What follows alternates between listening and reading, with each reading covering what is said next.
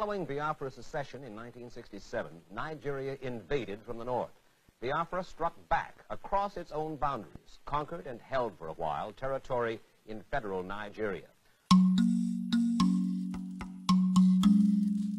But in 2 years of war, federal Nigerian troops have whittled down Biafra from over 50,000 square miles to little more than 3,000. The fighting in this war is sporadic. There are few fixed military positions, no real front lines, many hit-and-run raids by both sides, and an occasional big battle for a city or a road junction.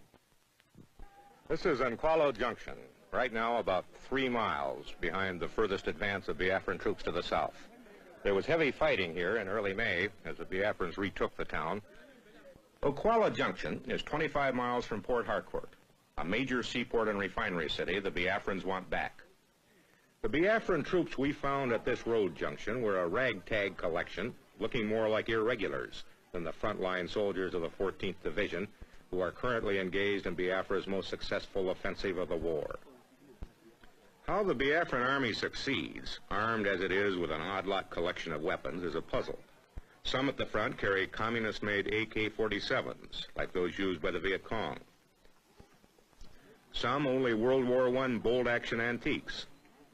Others modern British semi-automatics. And their pride, and heaviest weapon, a .30 caliber machine gun just captured from the Nigerians. Much, in fact, of what the Biafrans are now using against the Nigerians, they have taken from them. One military man up here told me, not totally as a joke, that Biafra now looks upon the Nigerian army as its quartermaster general. And if the Nigerian army runs on beer and bullets, the Biafran army lacks both, with ammunition constantly in critically short supply. These troops had advanced 6 miles in less than a week. Then, practically out of ammunition, were forced to stop on the road to Port Harcourt until more supplies trickled down to them. One of this army's other problems is staying large enough to continue the fight against Nigerians.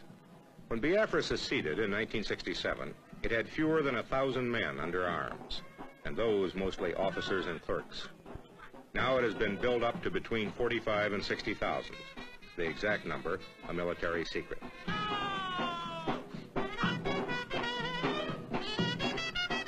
Volunteers made the original army build-up easy.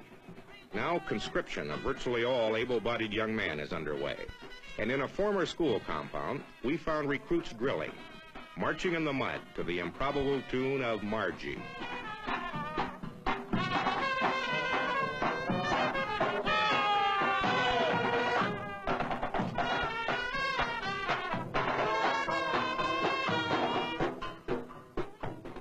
These new soldiers are also taught the rudiments of jungle warfare and ambush, to be used against an enemy which holds most of Biafra's major cities, several vital road links, but not too much of the countryside. The training is basic, but effective. We're going to stop us right by the shoulder here, and we want to defend it. Go.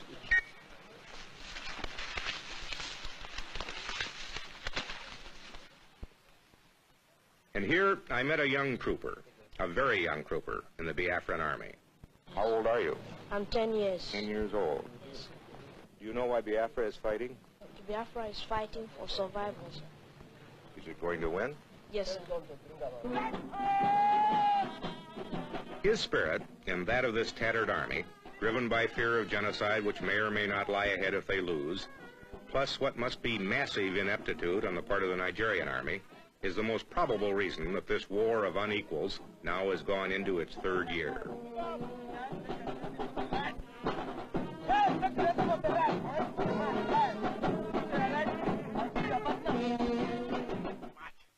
Nigeria before the war had an army of just 6,000, and they were professionals, their officers trained by the British.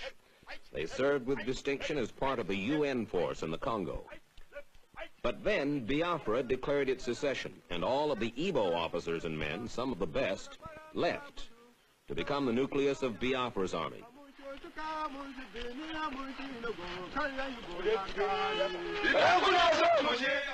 In just the past 2 years, Nigeria's army has exploded to 14 times its original size, to 85,000 men.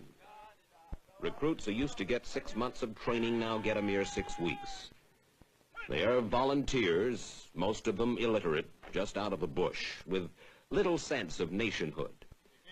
Their leaders tell them that they are fighting for one Nigeria, but that does not, it cannot have the same urgency for them that mere survival has for the Biafran. A Nigerian soldier may volunteer because he needs a job, or because army life appeals to him as the good life.